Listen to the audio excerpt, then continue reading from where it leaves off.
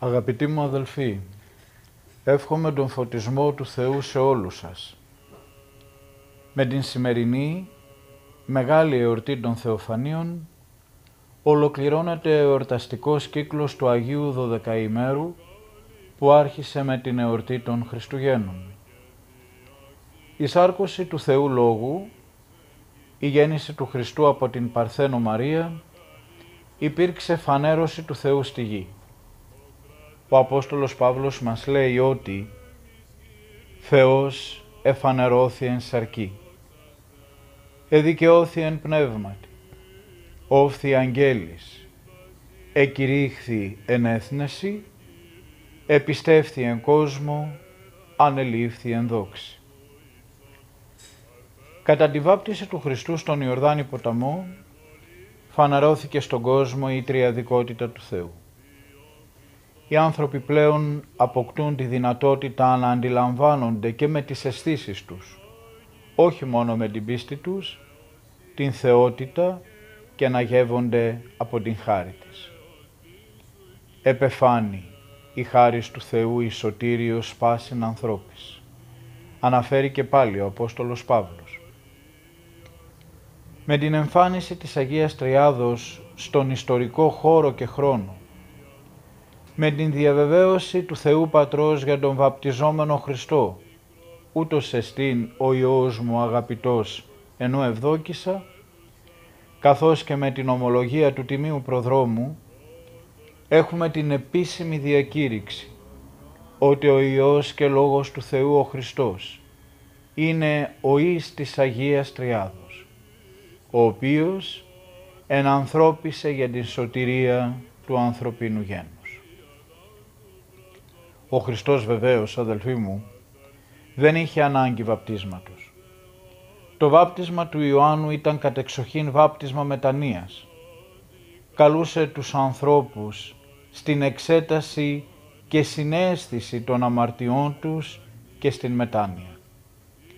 Ο Χριστός, θα μας γράψει ο Άγιος Ιωάννης ο Δαμασκηνός, δεν είχε αμαρτία και δεν βαπτίστηκε επειδή είχε ανάγκη κάθαρσης, αλλά την εμήν οικειούμενος κάθαρσιν.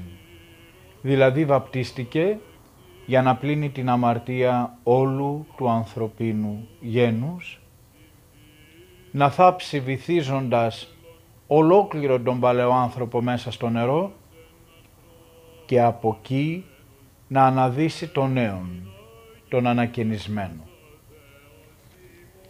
Η εορτή των Θεοφανίων αποτελεί την απαρχή του επιγής απολυτρωτικού έργου του Χριστού. Σήμερα, σε όλους τους ναούς μας, τελείται μια από τις πιο σημαντικές, αλλά και λαοφιλείς ακολουθίες, αυτή του μεγάλου αγιασμού των υδάτων. Αυτή είναι η άλλη σημαντική παράμετρος της σημερινής εορτής, ο αγιασμός της φύσεως. Ο καθαγιασμός του υγρού στοιχείου, που είναι η βάση της ζωής για όλη τη δημιουργία. Με την ανθρώπινη αμαρτία ολόκληρη η κτήση απόλεσε το αρχικό κάλος της. Στενάζει και συνοδύνει άχρη του νυν. Ακολούθησε την ανθρώπινη φύση στην πτώση, την φθορά και τον θάνατο.